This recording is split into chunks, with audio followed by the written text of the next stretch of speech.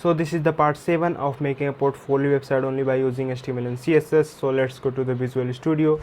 So we are in the Visual Studio, and what we're gonna do is we will create two divs, one for the about me and one for the contact me, and we will also attach background images for both of them.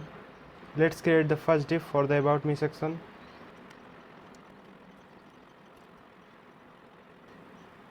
Let's go to CSS. First we will select the div by ID. We will give it the height of 750 pixels and width of 100%. We will also attach a background image.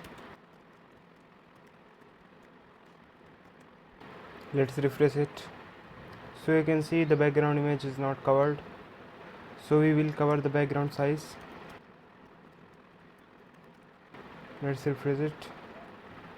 Here you can see the background image is attached. Now we will create another div. In this div, for the text,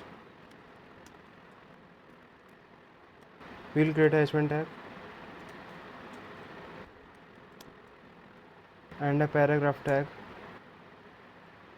We will generate some random text. Let's go to CSS. First we will select the div. We will give it a height of 300 pixels and width of 500 pixels. We will use the white color for the text. Let's refresh it. So you can see the about me section is there. We will shift it from the top and the left. To do that, we will use the relative position. From the left we will give it a shift of 70 pixels, and from the top we will give it a shift of 200 pixels. Let's refresh it. So you can see this is pretty good. It is just a random text. You can show something about you. Let's create another div for the contact me. We select the contact me div. We will give it the height of 750 pixels and width of 100% and attach a background image. We will also cover the background size. So you can see the background image attached. We will create another div for the text. We will create a h1 tag and a paragraph tag. We will generate some random text. Let's go to CSS. First we will select the div.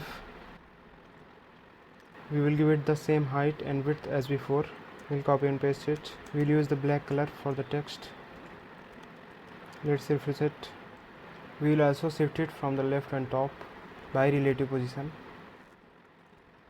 We will give it the shift of 800 pixels from the left and 200 pixels from the top. Let's refresh it. So you can see this is pretty good. So now we will link these two divs to our anchor tags. To link we will use the href and then id with a has. Same for the contact me. So now you can see we click on them, it will direct me to this div, and same for this. So this is it for today. This was the second last part of this series. So subscribe this channel, like this video. Bye.